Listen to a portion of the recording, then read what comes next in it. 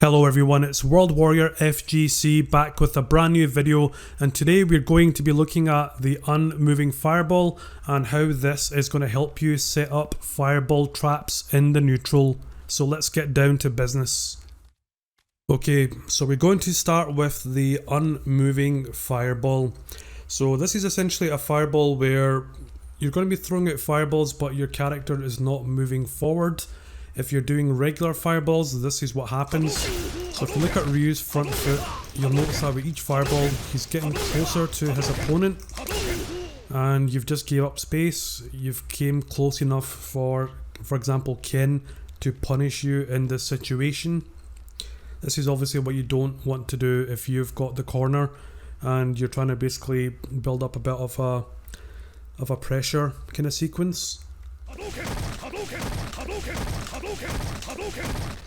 Now the difference with the Unmoving Fireball, as you saw there, was Ryu's front foot does not move forward, so you're not giving up any space. You're staying exactly where you were when you started doing these fireballs to pressure the opponent. When you're doing a fireball with these Shoto characters, there's a 3-frame window where you can input another fireball right behind it. So it gives you a little bit of a head start to do another fireball.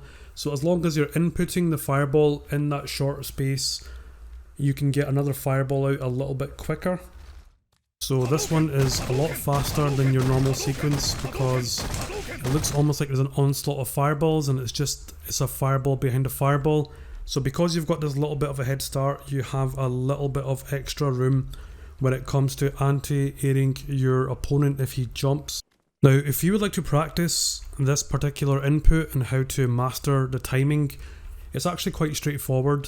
So when you do your normal fireball, what you basically do is, during that fireball, the way that I time it personally is I do quarter circle forward slowly and then press punch separately.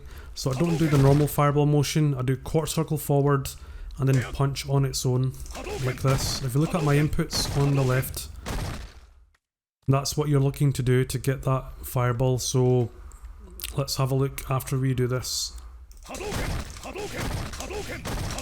Now you'll know you're doing this correctly when your character's front foot is not moving and you're able to easily alternate between light punch fireballs and hard punch fireballs. So regardless of where you are on the screen, you should be able to do fireball alternations of light punch, medium punch and hard punch and still keep a steady flow of fireballs. Okay, so let's get to the more important stuff. Why do you want to be doing these type of fireballs? The important thing is getting that little bit of a head start, a little bit of breathing space. So when you're up against higher level players and you're wondering, they threw a fireball, they threw a second fireball, you've jumped over it, you're so sure that you've got the jump in, but then you get DP'd and then you're wondering, how the hell did I just get DP'd? I clearly jumped in during the start up of his second fireball, so how did he still DP me? That's where this comes in.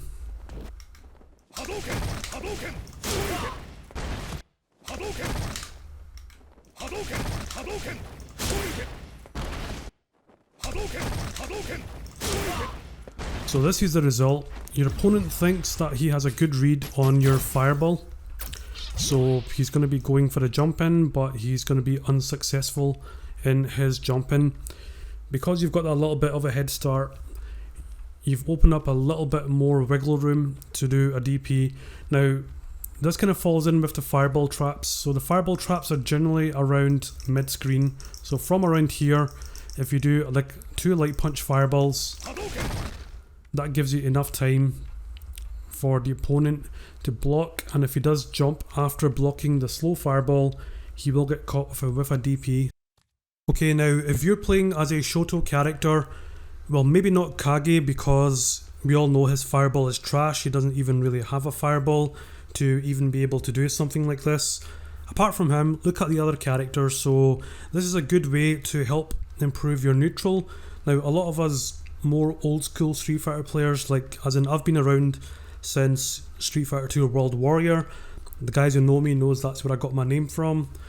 I've been playing like Street Fighter 2 Turbo, the SNES, Mega Drive. I've been around since those days, so I've played a lot of Street Fighter over the years, and it is something that a lot of shoto players do know who are quite sort of more experienced, but it seems that a lot of people have been asking questions about it and they don't really know much about this particular thing. So hopefully this helps you increase your fireball game a little bit. Hopefully it gives you a little bit of better understanding of why you're still getting DP'd when you're jumping over fireballs.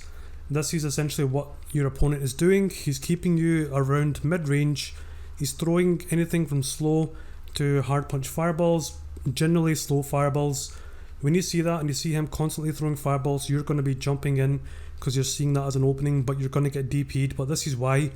But the one thing to note is if your opponent is not around mid-range, if he's closer and throws the fireball and tries the same thing, you will actually get that jump in. So if you're planning on jumping in this kind of situation, be conscious of your spacing, where you're standing. So if you're fairly close, you can maybe get the cross up on him, but don't try to jump in if you're around mid-range and you're seeing this steady flow of fireballs coming out in this particular way. Alright guys, so that brings us to the end of another video. Thank you very much for tuning in. I know it has been a bit of a while, but with what's been going on, you know, with COVID-19, pretty much everyone's on lockdown, everything is pretty much crazy all over the place now. Where I work, unfortunately, I'm a key worker, so I still need to work. I don't really get to stay home, and our shifts are pretty much insane, to be honest. They're all over the place, which is why I've not had much time over the last few months to really be making tech videos, guides and tutorials, but I'm starting to squeeze a bit more time in now, so things are looking a bit okay.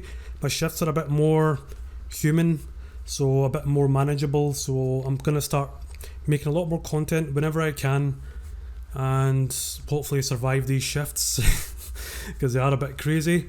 Again, thank you very much for tuning in guys. Leave us a like and subscribe. If you have any questions about the content of the video, please leave the comments below and I will get back to you as soon as I can. Thank you for tuning in and take care.